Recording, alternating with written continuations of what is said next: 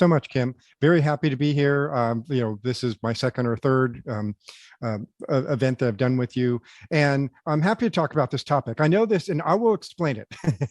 Because if you look at the title, it kind of like devise cops is a team sport. It's DevSecOps. So I'm going to go back and explain. And I had somebody message me earlier, and I appreciate that. It's like, I don't know what it means, but I'm sure it's going to be good. I love talking about this topic. So I am I have a very unique role in that I get to act as kind of an internal consultant in my corporation, as well as being a CISO for, not just, Carolina Complete Health, as Kim indicated in my bio, but also all of our subsidiaries, as we call healthcare enterprises. And so I get to kind of enter play virtual CISO again within this very large company. It's a lot of fun. And so as many other large companies are kind of going to a cloud first environment, it really impacts the way we manage our systems, the way we manage the development of applications, and the way that we kind of use the life cycle of how systems happen. Because in cloud, things are spinning up and spinning down all the time. It's very, very dynamic. It's not like it was 20 years ago, or even 15 years ago, or 10 years ago, where there's a big data center and someone goes and literally unboxes a piece of equipment, sets it in, plugs it on, sets it, plugs it in, turns it on, installs the operating system on it, configures it, and then makes it available to put applications. In the cloud, things can be spun up and spun down like in a matter of seconds, which are all of that all of the manual process that I had just described. And so when we talk about DevSecOps, let me kind of back down to DevOps. And DevOps is the automation of the process that I just described, where we install a system, we apply an application to the system, and we push it into a production environment. And that automation, which was developed by, the Facebooks and the Googles, 15 years ago, as they're constantly updating their software, became the model by which everyone kind of goes to today. It's kind of built off of something that was happened, 20 or 25 years ago, of agile development processes. So Agile Scrum, Agile XP, there's different types, about half a dozen different types of Agile. And what that is kind of, instead of the traditional waterfall style of development, where you say, okay, I'm going to build this application, collect all the requirements, and then I'm going to build it, and then a year later, it'll be released. What Agile, Scrum, for instance, will do is say, okay, we're going to have these 2-week sprints where I'm going to put some features, and I'm going to do 2 weeks, and I'm going to release something, and we're going to test it. And then I'm going to do these other features for 2 weeks, and I'm going to test it. And that way, if you kind of, within 2 months, you realize something's wrong, it's very easy to change it, as opposed to like waiting till the end of a year later and then going back and fixing things. So this concept of an Agile or XP, Agile style development automated is what DevOps is. And so instead of humans, writing some code, testing the, pushing it out, getting tested, coming back and doing some more, it's all the automation of verifying that the code works, it's not going to break anything, and then it gets automatically pushed into production after it's tested and it's validated. And so I wanted to kind of explain that a little bit before I kind of get into it, to when we talk about DevOps, the security of DevOps in an automated fashion within this pipeline is called DevSecOps. So just want to make sure all that is clear, that we talk about. So how did we get here is my first kind of piece of this. And I don't have a lot of slides. You're just going to be looking at me doing a lot of talking mostly. But I want to be as explanatory as possible. And like Kim said, if you have any questions, feel free to put them in the chat. Caitlin will transition them over to my chat here, and I may see it, and I may answer them if I'm not on a roll or something like that. So we talked about evolution of SDLC, which is software development lifecycle, to CI/CD pipeline. CI/CD is continuous integration, continuous deployment. And what it looks like is this. I added this specifically, to kind of explain it. So when we talked about a development lifecycle, the old model was like design, build, and run. And in the cloud, we kind of talk about, we go from design, build, run to integrate, orchestrate, and automate. But when we talk about the continuous integration, continuous deployment in the middle here, this is what the pipeline, and we refer to as a CI/CD pipeline. And that is, there's a planning phase, there's a coding phase, there's a building phase, which is combining these components. Because you're going to have, shared libraries, you're going to have APIs, you're going to have different modules. The applications today are much more complex than they were 20 years ago, where we just design, build it, and run it.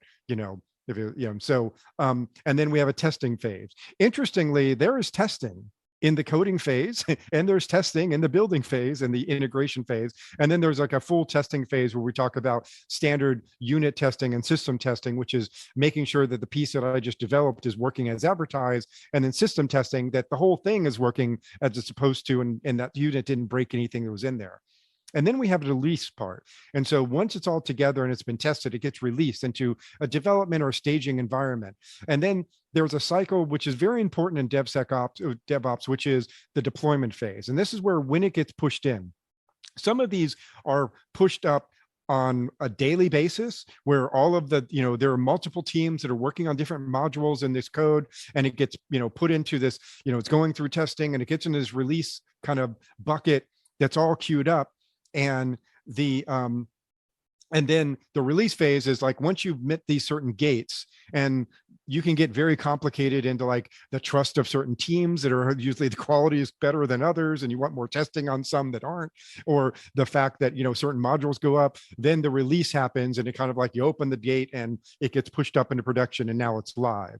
And that's the deployment, actually. And then we get into the deployment of it.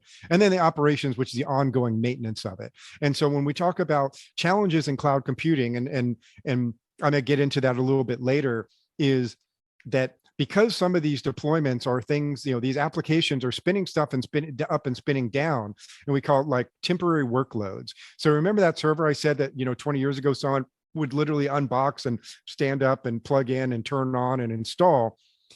There's some of this code is actually developing that infrastructure. We call it infrastructure as code. And so when I'm going to like push a module, it's like, all right, I'm going to launch a couple of containers that are little, virtual computers, they have operating systems on them, and sometimes they don't, and I'm going to install the software, and it's going to run a program, and then it's going to just shut down and do, because I only need it for the 30 seconds to run this process, or 2 minutes or whatever. And this, again, this continuous deployment, make part of the dynamic nature of it. But the thing about these temporary workloads is, you may be getting an image that is used, that you copy the image for the operating system from some place as a mutable source.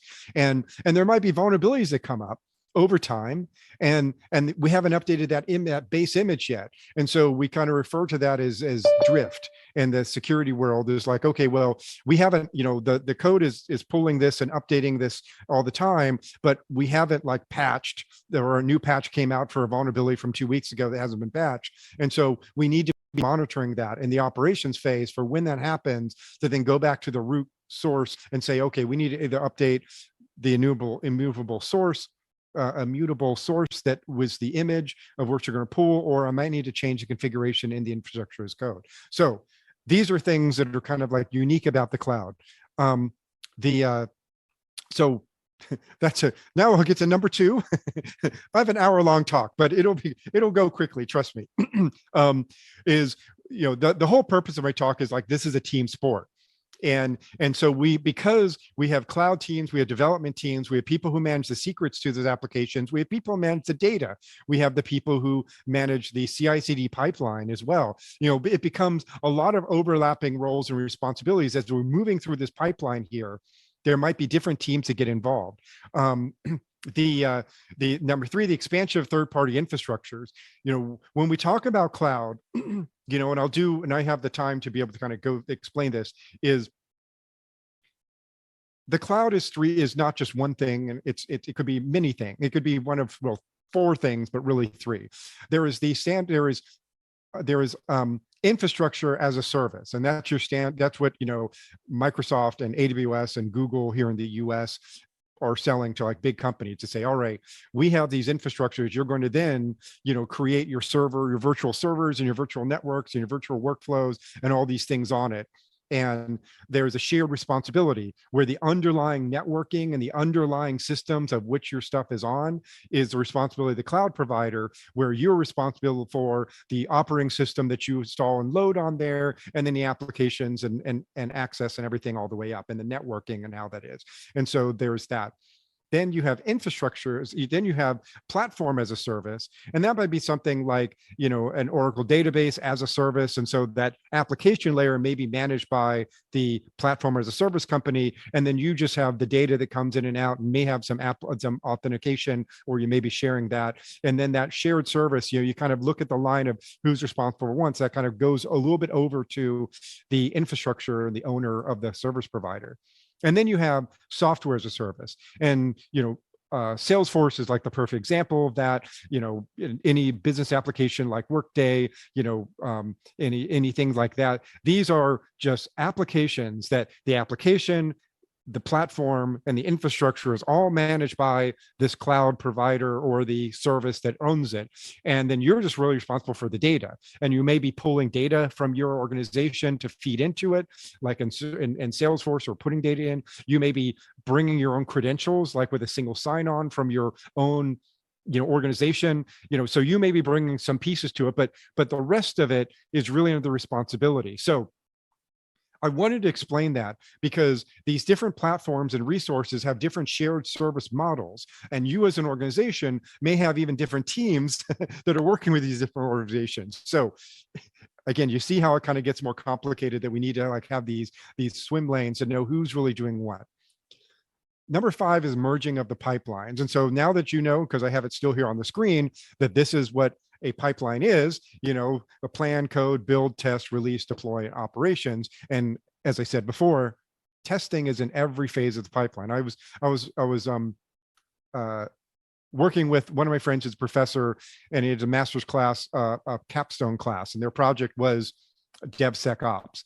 And what I kind of helped them identify as they worked through the class throughout the semester was giving me things and reporting stuff to me, is like in the coding, like I said, the coding, building, testing, release, deployment, operations phase, there is testing and security testing in every single stage of this.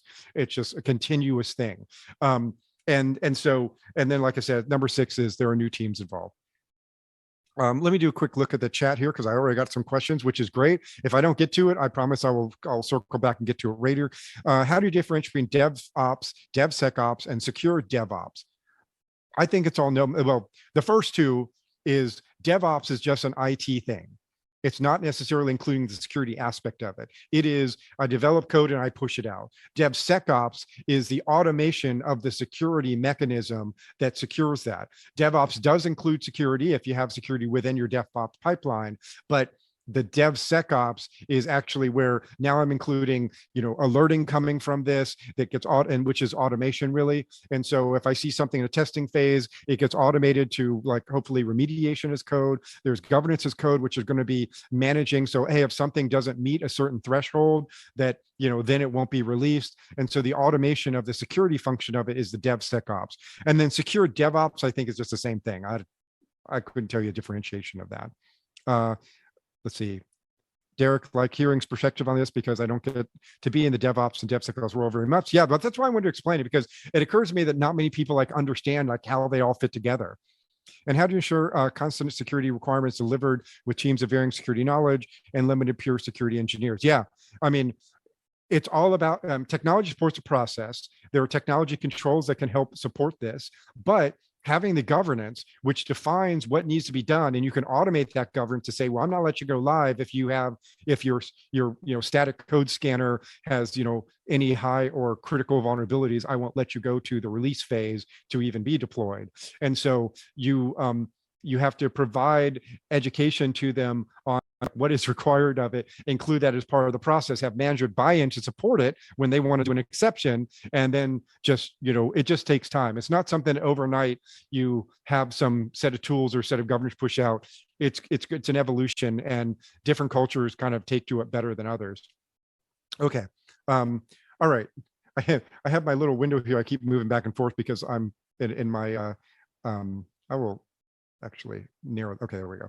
I had like the gallery view of myself and other things, and I kept moving it because my words are on left and right of the screen because I don't know why I did that. Okay, so what I'm going to talk about I'm going to go over the security, the Cloud Security Alliance, which is a great organization. Everyone should join. Circle is their interface, and join if you have a local group of in your city of Cloud Security Alliance. I invite you to join that. I am, of course, on the board of the Charlotte chapter of the Cloud Security Alliance. We meet every Thursday at a great distillery right by my house, and so I enjoy that. But they've been around for over 12 years, and they are like a great source of cloud security knowledge. They are international. They have events all over the world, and I work very closely with them and speak at all their conferences. They came up with the 6 pillars of DevSecOps, and so collective responsibility, collaboration, integration, pragmatic implementation, bridging compliance and development, automation, and measure, monitor, report, and action. And so these are the pillars. And of course, I'm going to, as every slide thing will do, I'm going to go through each of them. But once I kind of get through like what our challenge and our goal is. So RACI is the, and I kind of say at the end, I don't like RACI, but in big companies, everyone uses a RACI model. So RACI is defining within a team who is R, responsible, A, accountable, C, what's C mean? C is something, and I is just informed. If anyone knows what the C is, put it in the chat. Sorry about that. But you're pretty much defining who is responsible for different pieces of it. And so what I don't like, and that's great because you should say, well, you're responsible, but you're actually accountable and blah, blah, blah, blah. And you're just informed because you're not involved and you're just like, we'll communicate to you. And so, but the thing I don't like about it is while it defines the ownership, it doesn't really measure how well the team works together. And so a lot of people can like rely on, particularly in a big company, and this is why I don't really like using it too much, is that you realize like, oh, well, I'm the A, so, well, I'm sorry, I'm the I, I'm just informed. But you may like have a lot of knowledge and be able to fix it, but then it's just an excuse not to do anything about it. Consulted, thank you so much. Yes, consulted. So you may be consulted, but you have a lot of authority. Like I'm consulted a lot. I would be the C in a lot of these things, but I have a lot of authority over it just because I'm kind of play this internal consultant, subject matter expert. And so, but if I say it's like, well, that's not my problem, I'm just consulted, then that doesn't really fly very well. So when getting a group together, and this is something that it kind of dealt with because when we talk about a cloud organization, and when we talk about DevSecOps, it's really, we're talking about the cloud and cloud development or cloud implementation of platforms. And the cloud team probably did not exist in the organization 5 years ago. And it was made up of people that are refugees from the application architects or the network team or the server team or the data team or the engineering team or something. And they are like, oh, well, we'll be the cloud people now, because 10 years ago, there weren't cloud people. And so, and those people kind of came with their own, leverage, for lack of a better word, or authority or respect. And so with the pragmatic way, even though there's a RACI model that defines who's supposed to be doing what, including consulted, what it really boils down to is who has the authority and who has the responsibility, who takes the responsibility and has the clout to be able to get things done or get things moving or make decisions. And it might not be the team you think it is. And so we have so there might be the application architects that dictate everything of how the application developers work, but then many of them become cloud architects, and it's the cloud architecture team that does it. And there might be a CI/CD team that manages the pipeline, but they may have no authority whatsoever because they're all new people who came from outside who don't know the organization and how the politics work. I cannot emphasize how important the community, the politics, not for a bad word, but the way that the culture of the organization is and how the different groups interact plays into how successful it's going to be. And that is not anything that can be measured repeatable because it'll be different for every organization. Okay, so getting to pillar 1, collective responsibility. As I said before, there are more teams that are involved now. we have the developers, we have the application architects, we have the cloud architects, we have the cloud security people, we have the security people themselves, we have the vulnerability management team who may have a piece in this because they may be running the tools to look for vulnerabilities. We may have a bug bar, which would be the development leaders who are prioritizing what to get fixed. There's a whole bunch of people. And so this pipeline may be shared by different teams, and there may be different teams at different stages of the pipeline, and there may be parallel pipelines. As we are developing a large application or a large implementation of some platform, there may be like 6 or 7 different pipelines going with different teams. Some of them are going across the different pipelines at certain levels of it. And so we are going to be having a lot of people that are involved with it. And so I talk about, like, you can read here, the specialists are different among these different areas. And then, there are new responsibilities because of this infrastructure of code concept and the governance as code concept. And so, for instance, I know in my organization, we have dozens of development teams. Some of them are very mature and some of them are less mature, and they're doing small applications. So the more mature ones are doing this infrastructure as code, which is, as I described before, within the application, I'm defining the platform of which is going to spin up and I'm going to, take a container, a Docker container, it's going to spin up, Kubernetes is going to launch it. It's going to pull this Linux image that goes on there. It's going to install this particular application of this code. This code is going to go load on it. It's going to connect to this network and it's going to run this thing. And all of that's kind of all automatic and never touched by human hands, and that infrastructure code may be developed by the developers themselves, and they can test it themselves and validate it. Other teams that are maybe less mature may get that code from the infrastructure team in the cloud group, which may say, I'm not letting you touch that. I'm going to tell you what to do. And so you're going to call a function that will then do the infrastructure as code piece. You're not going to touch that. It all depends.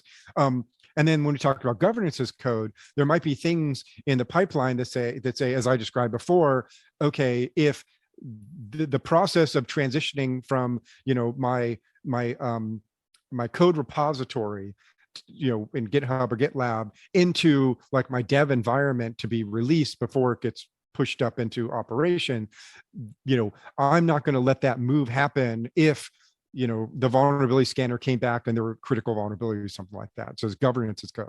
There might be other things of certain versioning or certain other things that, the libraries had not been updated or something like that from a patching standpoint that the governance as code can complete. Again, the automation of something that we would have done manually even 10 years ago or 20 years ago. The second pillar is collaboration integration. And like I said, the cloud is a big application. And so it is all about collaboration with all of these different teams. So we talk about teams have different tasks. Now we know what CI/CD means. The security needs to be integrated and tested continuously.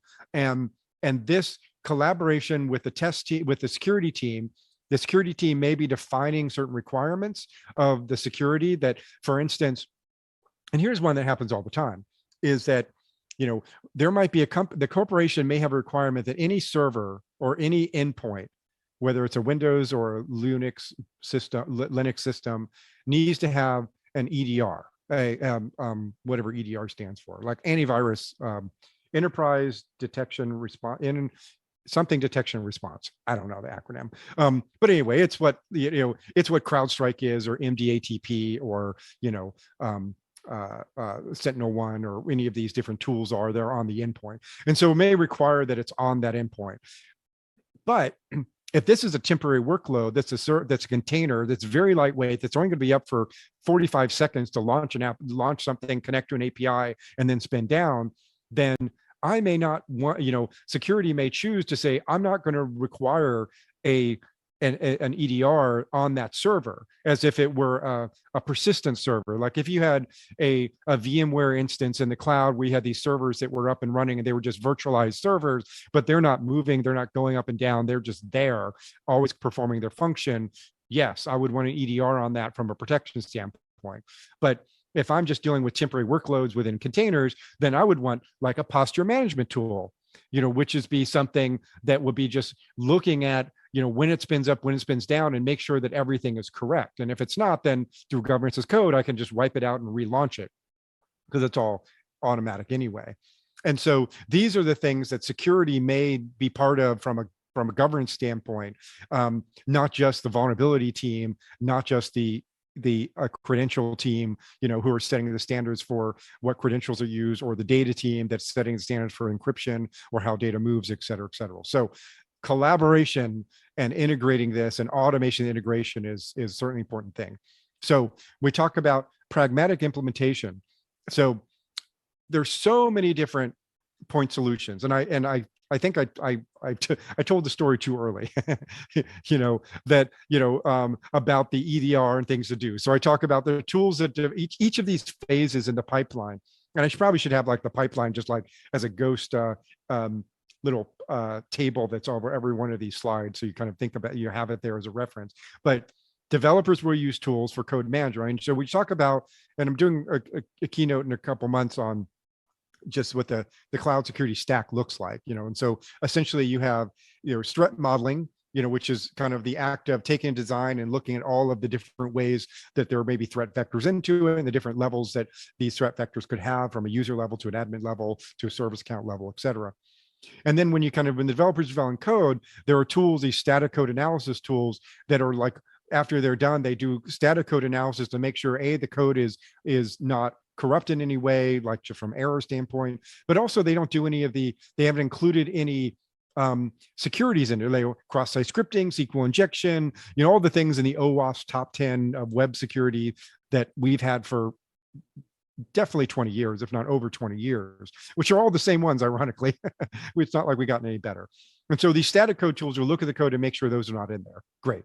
And then, the cloud team, I talk about there's automated testing that the vulnerability management team of security may do. Once it gets released into a development environment, they may run a tool to just check that infrastructure is good, a vulnerability scanning tool, for instance, or an application vulnerability scanning tool that may crawl through the application, make sure all the directories are appropriately, controlled, from permission standpoint. That again, another check for cross-site scripting or SQL injection, or that there's privileges and cookies are being released, or there's not, anything that is in the URL, in URL rewriting or things like that could be a vulnerability. And then once it gets put into production and sitting there and it's running, there are these posture management tools that I kind of referenced before. And these are examples of them. Famous ones are like Orca, Wiz, Daz, Prisma, Sysdig, Bionic. There's a whole bunch of them. And what they do is they kind of monitor these containers and see like what's accessing it, what data is kind of going, the flow of data. Some of them can map the whole architecture of that. This particular application is connected with this API, which is connected to this database, which is connected to this identity platform, which sends data to this web server, et cetera, et cetera. And so these things kind of give a good handle. And so the cloud team through operations may be watching, the cloud team may implement this, and then security operation may be monitoring this. And then there's governance tools that I kind of described before, and incident response tools. So if something goes wrong, there are tools that are cloud native to be able to do incident response. Some of them are like the posture management tools, but some of them are also native to whether you're in Azure or AWS or Google Cloud or GT, so that you may use. Now, we still have a long way to go with that. But again, these are more teams that need to be involved in this DevSecOps process that we're trying to automate to be able to automate the remediation more. And so the centralization orchestration of all these views needs to be there. And then when I talk about that, like who owns them, and who manages and maintains them. And so in a very big company like I'm in, it gets tough because there might be tools like the posture management tools that are that may be used by almost everybody to see like, well, what's there and what state is it in. It might be used by security operations, might be used by incident response, may be used by the developers to make sure the infrastructure's code is working, might be used by the audit team to be able to get the report, all these different things. And so who's going to pay for it? You would think it's a security team, but it might be the cloud team, or it might be the CI/CD team. Again, your mileage may vary depending on what your organization does. If you are a company like mine that we're a healthcare payer, so we provide, Centene, if you never heard of it, is the largest public healthcare company. So we do manage Medicaid, Medicare, and Affordable Care Act in all 50 states. And so our job is to pay providers who are providing services to our beneficiaries, and they send us claims and we send them payments. But that's our core business. We make the applications that do that for medical management or claims processing, or all the analytics, or all the portals the doctors have to know the state of the patients and everything like that. We develop those applications internally. And so, our business is, working in healthcare, but we have subsidiaries who their business, that all they do is develop healthcare analytics applications. And so this company, one of my companies, they're an application development company. And so those developers are really have the most authority, because the company is a development company to make an application. Our developers may not have as much authority because they are making applications that support our business. So again, that's why I'm saying that depending on how you're structured and your culture or organization, some teams may have more or less influence. So in my subsidiary, it's the development team that owns all of these tools. And they don't even have a security team. We do the managed security service of monitoring it and responding if there's an issue, but they have it. But in my organization, it's handled by a different group. So there's never one right answer. Well, there is one right answer. It's the one that's right to your organization. Pillar 4. Bridging compliance and development. So historically, there used to be, and I remember, maybe I'm going back 30 years now, that, when we would develop an application, you'd be like, there starts with there was a whole library of documents. There was a need statements. There was a data dictionary. There was a application, there is a, requirements document. There is a, all these different documents. There was this library of like 15 or 20 different documents that need to be there, that before you even wrote a line of code, that, you would have to go through formally to do this. Everyone hated it. Nowadays, like, the code is the documentation. And people love that because we want to be much faster. But it makes it difficult when 20 years ago or 25 years ago, they say, well, can I see your application documentation? Here you go. You may have heard of the SBOM, the Software Bill of Materials, which has been a big thing, particularly as we talk about the supply chain of code and how did this code get in here and who wrote it and et cetera, et cetera. And let's just get a bill of materials. That is essentially what I'm talking about. And so that software bill of materials defines, like, what are all the modules, what the API is called, what are all these different things. And that becomes like the documentation, and nobody likes doing documentation. So it makes it much tougher. Then this coupled with, there's multiple stakeholders in the pipeline I've talked about, and then the politics, which I think I just ad nauseum talked about, and I actually said this. Oh, look, I keep telegraphing what I'm going to talk about, but at least it's now written down. So if I was rambling too much, you can at least read what I said, because okay, now I have a question. John asks, detailed and answers a lot of questions about the origin and reasons to continue with security operations activities. Oh, great. Happy to help. So yeah, you got to watch everything. The thing I love about the cloud is nothing happens without being known. The cloud's a big application. Anything that happens is logged somewhere. Now, whole other discussion, whole other thing about cloud incident response. How the different cloud things log is a whole other discussion. Some do it better than others. Some logs are easier or harder to get. Some even change over time, but that's a whole other thing. But nothing happens without being known. And so that's what's great about it, is you have such visibility, and all the cloud security tools and these cloud posture management tools, you don't have to install anything. You just get some service accounts and you go to the cloud management platform, you go to the container management platform, you go to the identity management platform, and you just pull the information. You crowdsource it from already exists, because we're not adding anything. I don't need to install anything. I just need to pull from stuff that already knows, and I put it into a portal. And that's what's kind of great about it. It's a very easy implementation. And then you can be able to do things. And so that's when we talk about, to finalize this pillar of compliance, is, all of the data is there. It just needs to be in a format that's easy to grade to make sure you're compliant. And that becomes kind of the challenge with this. And then when we talk about the auditors, you may have it in a format that whatever the tool has, but you are doing it against, NIST 853 or something like that. And you want to be able to easily check the box. Pillar 5. Oh, another question, one from Michael. Comment on the CMS requirements for our data migration integration from web apps.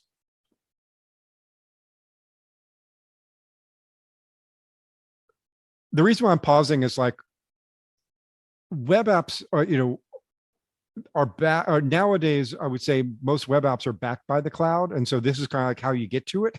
And one of those different things in the architecture would be all the stuff I just described, and then you push it to a web server, the web server being the interface to it, and that web server is likely in the cloud.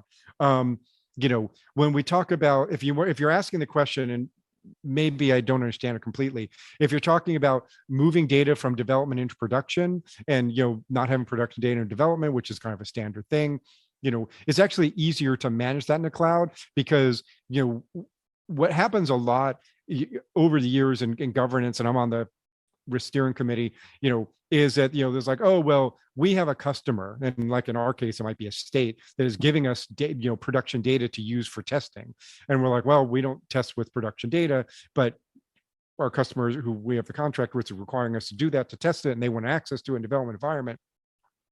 In the old days, it'd be very expensive to like go buy a bunch more servers to set up a pre-production environment with all the security controls and logging and security operations that a production giant has to be able to monitor it. In the cloud, it's easy. You just spin up a whole new environment, pre-production, do the same thing, and instead of a dev, you may have pre-production. You may have 5 or 6 of them. You may have development, you may have in-user development, you have user acceptance testing, you may have pre-production, you may have staging, you may have different environments, and then they may have different security requirements, and they may look more or less like production depending on the needs for it. And so, but I think if the question goes to the provenance of the data to make sure that, it is encrypted no matter where it's supposed to be, if it's in an area that is not protected, then absolutely. And that can be part of the governance as code is, oh, this data can't get over here unless it's encrypted, and the encryption module is being called to be able to do it. If that didn't answer the question, please ask it again. So Pillar 5 automation, this is the core of DevSecOps. This is the core of DevOps. And this is the core of DevSecOps.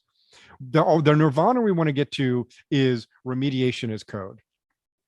I have infrastructure as code, I have governance as code. I want to be able to get to, so what I would love to see is that my posture management tools would be able to say, hey, this particular container is not patched. There was a vulnerability that came out 2 weeks ago. It had not been updated. We need to patch this. And then that patch is in, goes back to where in the code was this done, or where in the immutable resource that location it's being pulled from, and say, here is the patch that needs to be installed. And I write a script gets created to update that. Because the problem is when you're talking about vulnerability management in containers, you don't have like 100 vulnerabilities, you have 10,000 vulnerabilities, because it keeps getting replicated. And so if you just patch it in the container, it's going to get refreshed, and then it's going to be bad again. And that's where we talk about the drift and the configuration. And so, what I would love to see is like, okay, this patch needs to be done to these containers, and there may be 5,000 of them. And so I need to update these 4 sources. And then the code goes and says, all right, well, I'm just going to go patch those things. And then, ultimately does it automatically, and then creates a ticket in whatever your system is, ServiceNow or whatever, saying, hey, I patched this, and oh, here's a button to back it out if there's a problem. That would we want to get to, because right now what it is, hey, we need to patch this thing. I can automatically create a ticket to say we need to patch these 3 sources, and then a human goes and patches them and then closes the ticket, and then it's fine. But wouldn't it be great if first step, it creates a ticket and it says, press this button, it will automatically patch them, and then press this button if you want to release them. And then if you feel more comfortable, like I said at the beginning, where it just goes and patches them and creates a ticket that it patched it, and or goes through the workflow of approval process for change management, blah, blah, blah. And then that kind of happens. What level and what stage do you ask for documentation in Agile DevSecOps? It really should be at every stage, and like at the beginning. I mean, there should be a full design that should be created. What you'd be looking for might be this automation. I mean, this is where threat modeling tools come in handy, because they do all that, because you already went through the design, and you can just do this whole UML diagram that kind of shows the flow of everything. that defines where the data goes, which data is sensitive, lagging into this, compliance team of the data classification guidelines you're feeding into. Yeah, I'm sorry. The short answer is like at every level, but mostly at the beginning. And depending on what you have or what platforms you're using, you can get them from those platforms. Your like I said, a lot of the documentation is the code itself. So the code repositories may have some good sources of that. So automation, okay, code scanning, vulnerability scanning. Okay, I think I covered all this. Back to legacy option most commonly. Yeah. So this is a very important point that comes up is when we get into cloud and we talk about infrastructure as code, and I talked about that container that may have a flaw. Did it get there through infrastructure as code, or did it get there because the infrastructure team made this immutable source, this image that they use to pull it from? Because if it came from one, it may go to ServiceNow, which is what the infrastructure team uses. Or if it came from infrastructure as code and it's a code change, it may go to Jira, which a lot of development teams use. And so knowing which path it goes for the workflow is something that really we haven't got to that point yet. It's still a manual thing, but I would love to do automation of like knowing where it came from. And then we get to the final pillar, and then I will open it up for questions, or I will just keep talking. Measure, monitor, report, and action. So the I talked about like the broad environment. I talked about that we used to have big servers. We talked about short life cycles. There's more stages within the production, within the environment. And I talked about the different thing. Asset management becomes very critical. This is also, like I said, very easy in the cloud because nothing gets spun up without being known and logged about it, unless you have some other, account that somebody's using, and like, phantom IT kind of thing. But if it's within the process, then everything is done. The centralized view is kind of an important part, because a lot of times these teams will be siloed for various reasons, but from the cloud perspective, we should be able to see everything. And that's where these posture management tools really come in handy. Monitoring is distributed because different tools, as I kind of talked about, the crowdsourcing capabilities. Most of these pieces are, the alerting and response. And so who gets alerted? I talked about if it's a bug that needs to be fixed, is it a patch that needs to be installed? Is it a vulnerability that needs to be remediated? Or is it an incident that needs to be responded to? And so those types of things, because when we talk about security operations, like, I may not choose to pull all of these logs out of the cloud and put it into my very expensive SIM tool that may be on premise or in another cloud, which also is expensive just to move that data. And so I may have to kind of change what I look for, or just do alerts and then have the data stay there and say, okay, if this trigger happens because of this scenario, then I'm going to send a thing to my SIM tool just saying, hey, you may want to look at this, come up here and look at the data, because I'm not going to send all the data to be able to do the correlation. Maybe a little manual.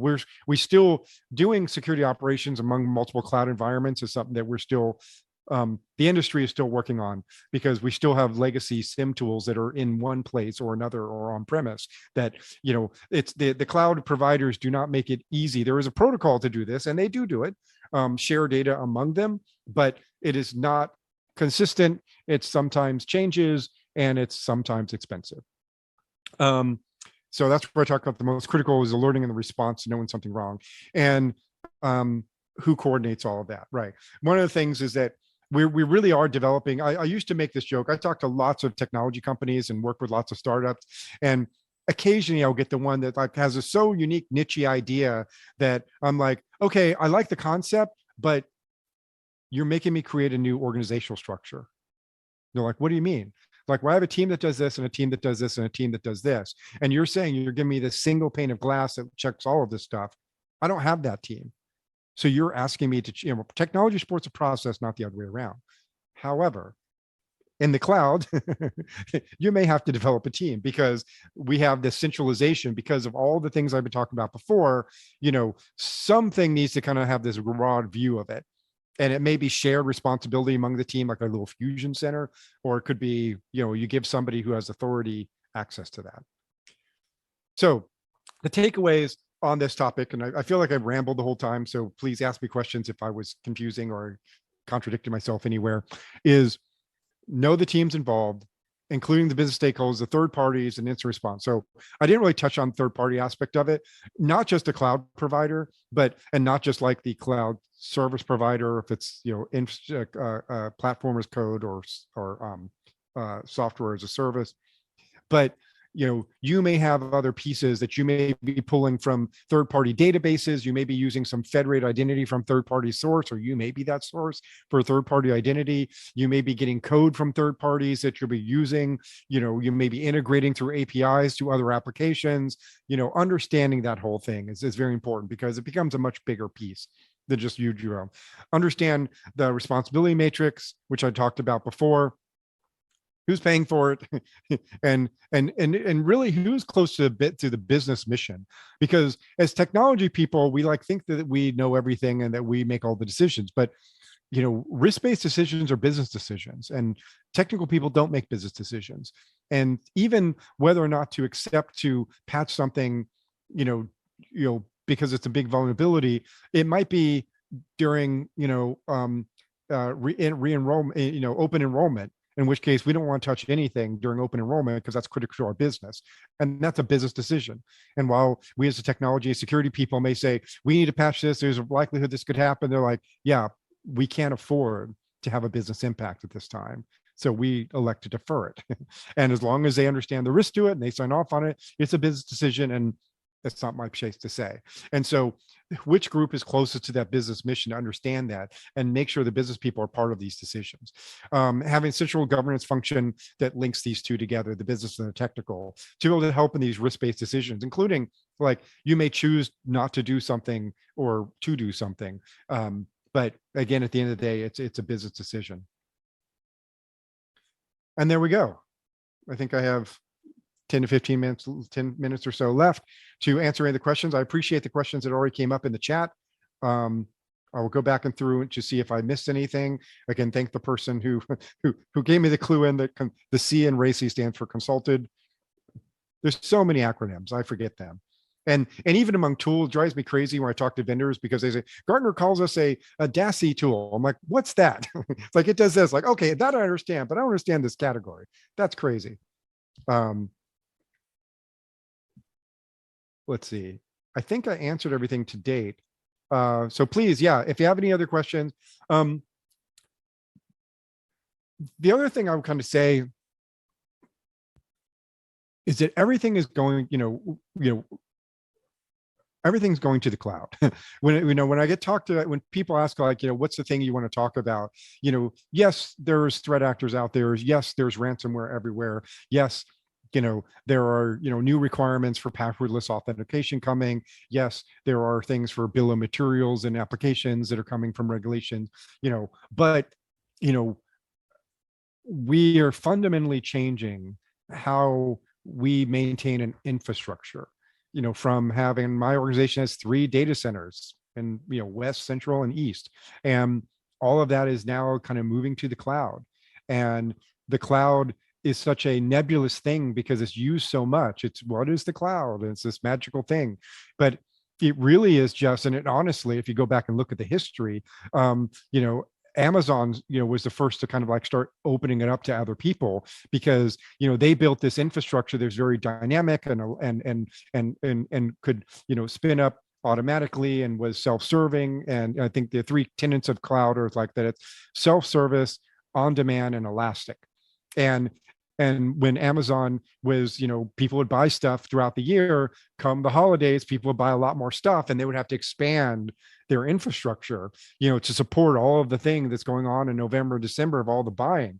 And then, when it's over, it kind of would come back down, but they still had lingering infrastructure that was there to surge in case, for instance, before Amazon deal days, but maybe, I don't know, like President's Day sales or whatever, that lasted. So they said, we could probably sell this to somebody else.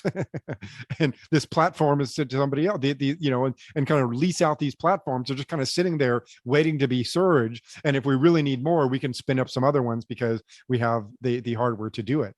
And that's kind of how the cloud started, is just it's somebody else's servers that are somewhere that are, again, on demand, self-service, and elastic, that you can, and elastic meaning by policy. So that if I say, I'm going to spin up 3 servers, And if these servers get to 70% capacity, I'm going to spin up a third server.